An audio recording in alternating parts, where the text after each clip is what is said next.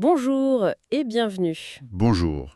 Alors aujourd'hui, on va se plonger dans un entretien d'Éric Zemmour, le président de Reconquête, qui est passé sur BFM TV il y a pas longtemps. Oui, un entretien qui a pas mal fait parler. C'est ça.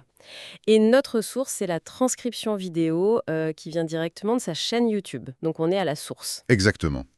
Et l'objectif, c'est d'essayer de décrypter un peu sa vision de la situation politique en France, de voir comment il voit la crise, ce qu'il propose comme solution, notamment sur l'économie et le social. Et puis sa vision des alliances à droite aussi, hein, c'est un point clé chez lui. Oui, tout à fait. Comment il perçoit les dynamiques au sein de la droite française, tel qu'il l'a exprimé là dans cet échange précis. Bon, accrochez-vous un peu parce que c'est dense. On va parler crise des institutions, immigration, économie, alliance. Allez, on y va, on décortique tout ça. Pour démarrer, le constat qu'il fait de la France, il est quand même assez noir, non? Ah oui, oui, c'est un tableau très sombre. Il parle carrément d'une crise politique majeure, et même il agite le spectre d'une crise de régime. Il fait même un parallèle avec la quatrième République. C'est ça. Pour lui, on serait un peu revenu à cette instabilité chronique, le régime des partis, les gouvernements qui durent pas, l'incapacité à décider, et puis une classe politique un peu nombriliste, quoi. Et il explique ça comment? Il donne des raisons à cette situation? Oui, il en avance trois principales, selon son analyse en tout cas. D'accord, alors la première. C'est quelque chose d'assez ancien, j'ai cru comprendre. Faire alliance avec Jean-Marie Le Pen. Ah oui, et la conséquence selon lui. Ben, ça aurait poussé la droite qu'on appelle classique, hein, le RPR, l'UDF et aujourd'hui les Républicains, à glisser vers le centre. Et ça expliquerait, d'après lui toujours, les alliances qu'on voit maintenant avec ce qu'il appelle la Macronie, voire même avec les socialistes. Hmm. Une lecture sur le temps long. Et la deuxième raison, vous disiez? Plus démographique. Tout à fait. Là, il met en avant ce qu'il décrit comme une immigration massive, depuis cette même période, des gens venus du sud, de culture musulmane, dit-il, et il ajoute que, selon lui, ils refusent majoritairement de s'assimiler. Et ça, politiquement, ça change quoi d'après lui? Pour lui, ça a complètement redéfini le clivage politique principal. On ne serait plus sur un clivage social classique, ouvrier contre patron, les impôts, tout ça, On est plutôt identitaire. plutôt sur un clivage identitaire. La question centrale, ce serait devenu est-ce que les Français resteront majoritaires sur leur sol? C'est très direct. Et il positionne les partis comment là-dedans? Alors, il voit la France insoumise comme le parti de cette immigration et son propre parti, Reconquête, comme le défenseur des Français qui veulent préserver l'identité française, telle qu'il l'a définie bien sûr. C'est vraiment le cœur de son analyse, ça. D'accord, c'est très clair. Et la troisième raison? La troisième, c'est la montée en puissance du Conseil constitutionnel. Et là, les mots sont forts, hein. Il parle de théocratie, de grands prêtres, de coup d'état de droit. Carrément. Qu'est-ce qu'il lui reproche exactement? Il estime que le Conseil va beaucoup trop loin, qu'il juge le fond des lois, ce que De Gaulle, dit-il, n'aurait jamais accepté, et qu'en gros, il prend la place du gouvernement et du Parlement. Donc pour lui, c'est un déni de démocratie parce que les membres ne sont pas élus. C'est une critique assez radicale de l'équilibre actuel des pouvoirs. Oui, tout à fait. Et si on revient à l'actu du moment de l'interview, il y avait la question du gouvernement Bayrou et de la confiance. Sa position était tranchée là. Ah oui, très clair. Il voterait contre la confiance. Il a même dit que la démarche de Bayrou était bête et politiquement très maladroite. Pourquoi bête selon lui? Parce qu'il estimait que Bayrou aurait mieux fait d'attendre une motion de censure via l'article 49.3.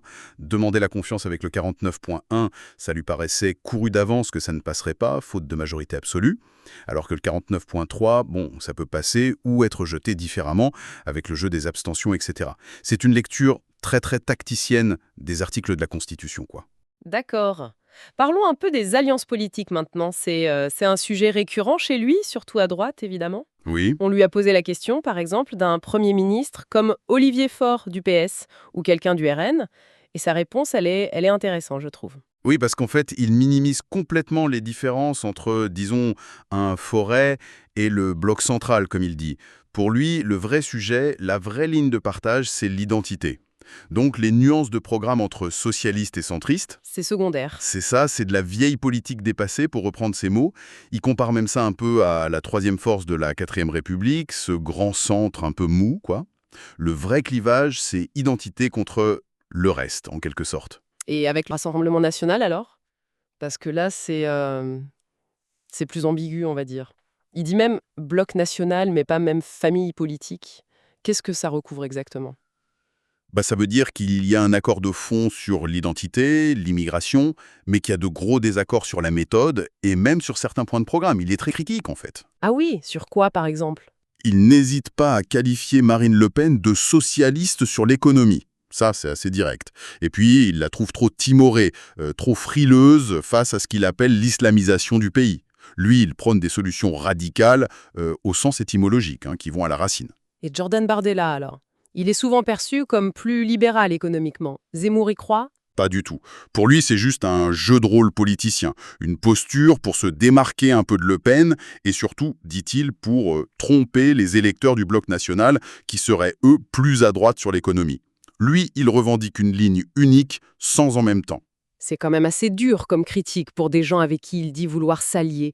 Alors comment il compte faire cette fameuse union des droites? Alors sa stratégie, c'est de passer par les électeurs. Il leur dit, si vous voulez l'union, votez pour les candidats reconquête aux législatives. Le pari, c'est quoi? Le pari, c'est que si ces candidats arrivent en tête dans certaines circonscriptions, devant le RN ou LR, eh bien il sera en position de force pour imposer, ou en tout cas proposer sérieusement, une alliance. Il dit qu'il est prêt à jeter la rancune à la rivière. Tout en rappelant au passage que, selon lui, c'est Marine Le Pen qui a refusé cette union en 2022. Et pour la présidentielle, il prend des engagements? Oui, il assure qu'il soutiendra le candidat de droite le mieux placé au second tour, quel qu'il soit. Et là, il en profite pour égratigner Le Pen, qui d'après lui n'a pas soutenu Sarkozy en 2012, et puis LR, qui n'a pas soutenu le camp national en 2017 et 2022, préférant appeler à voter Macron. Mais lui, participer à un gouvernement si le RN arrivait au pouvoir, il en dit quoi? Là, il est beaucoup plus évasif. Il parle d'hypothèses, il dit que c'est de la politique fiction, il refuse de se projeter là-dessus. D'accord.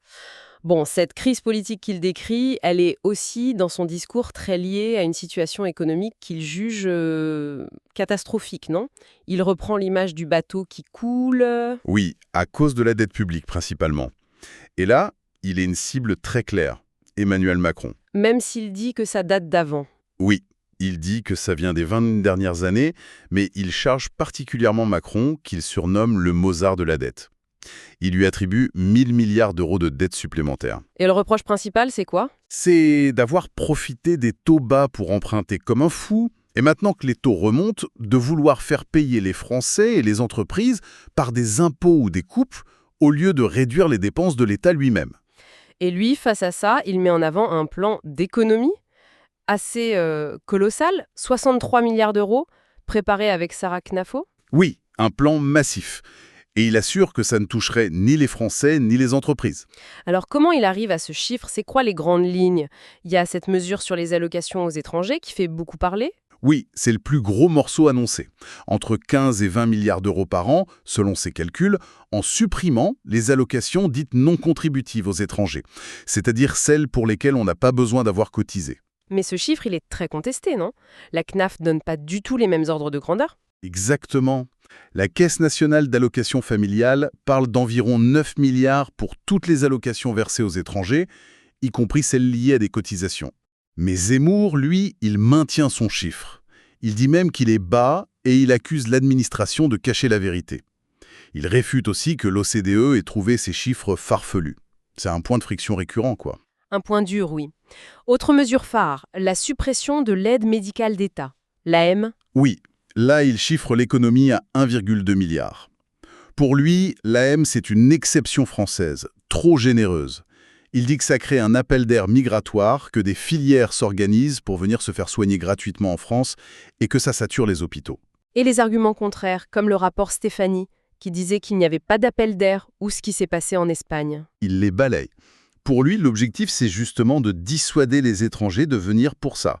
Donc, pas question de juste raboter l'AME, il veut une suppression totale. C'est cohérent avec sa logique, même si c'est très controversé. Et ce plan, il touche aussi à l'État lui-même, à ses structures. Oui, absolument. Il veut supprimer beaucoup d'agences publiques. Il cite l'ARCOM, France Travail, l'ADEME. Et qui dit suppression d'agences, dit aussi suppression des subventions qu'elle verse. Par exemple, MaPrimeRénov' pour les travaux d'économie d'énergie, ça passerait à la trappe. D'accord. Et il y a d'autres coupes précises? Oui, il parle de supprimer les subventions aux énergies renouvelables, 8 milliards selon lui, et aussi de supprimer les financements de ce qu'on appelle la politique de la ville, pour 8 milliards également. Ça remet en cause pas mal de politiques menées depuis des décennies, hein. C'est clair. On en arrive logiquement aux thèmes qui lui sont chers. Émigration, sécurité, identité.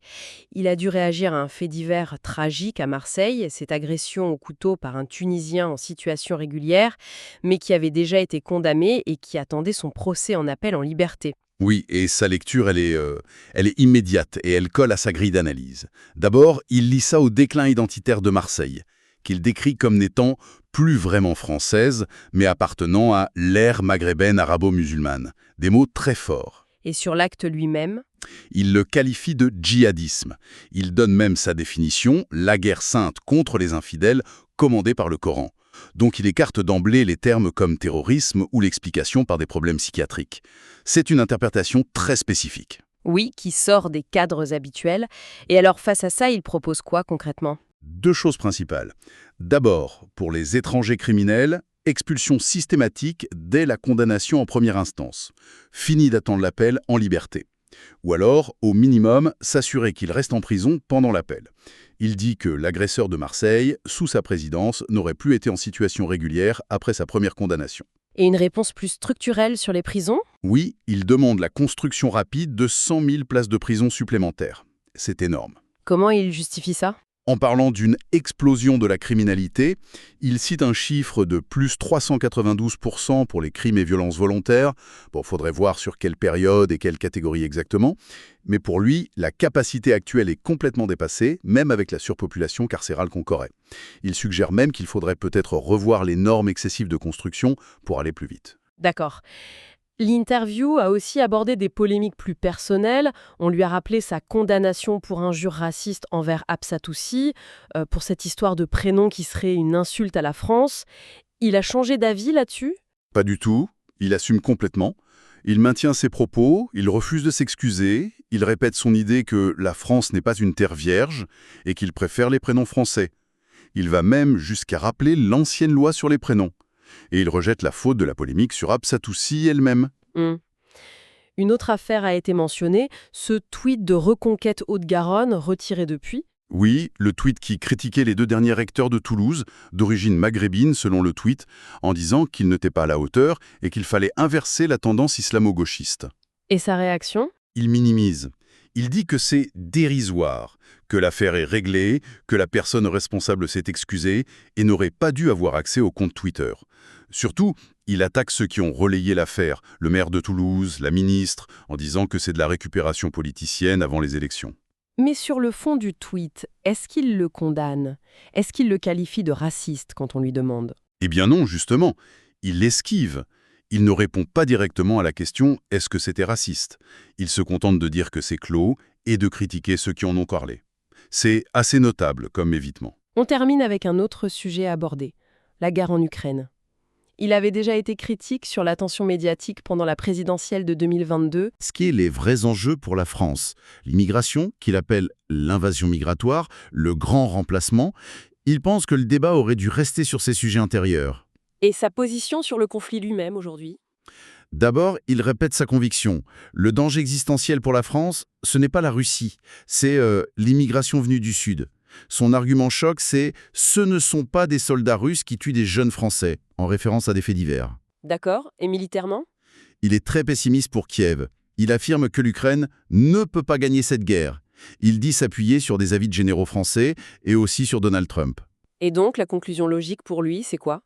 C'est qu'il faut arrêter les combats et négocier avec la Russie. Et comment il explique le déclenchement de cette guerre? Pour lui, la cause profonde, c'est la volonté de l'Ouest d'intégrer l'Ukraine à l'OTAN. Il dit que c'était inadmissible pour la Russie, vu son histoire, sa géographie. Il reconnaît une identité ukrainienne complexe, partagée, et il pense que l'Ukraine aurait dû rester un pont entre l'Europe et la Russie, pas choisir un camp.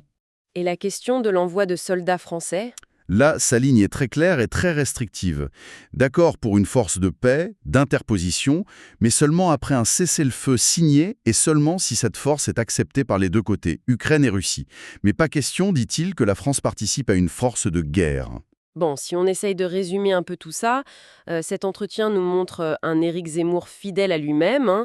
On retrouve ses thèmes forts, le diagnostic d'une crise profonde identitaire, politique. Oui, et en face, des solutions qu'il présente comme radicales, centrées sur l'immigration, le contrôle, la réduction des dépenses publiques, qu'il lie aux étrangers ou à certaines structures de l'État. Une fermeté affichée sur la sécurité, la criminalité étrangère. Exactement. Et puis cette vision très particulière de la recomposition nécessaire de la droite et de la place de la France face aux grands enjeux, comme l'Ukraine où il se démarque assez nettement. C'est un discours très cohérent, dans sa logique propre en tout cas. Tout à fait.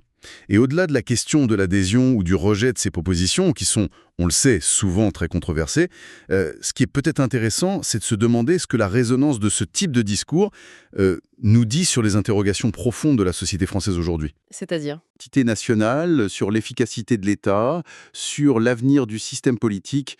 Est-ce que ce discours cherche à exprimer ou peut-être à instrumentaliser? C'est une question qui dépasse largement juste cet entretien, quoi. C'est une excellente question pour terminer, effectivement. Ça ouvre la réflexion. Bon, voilà qui conclut notre exploration des idées d'Éric Zemmour, telles qu'exprimées lors de cet entretien sur BFM TV. Merci de nous avoir suivis. Merci.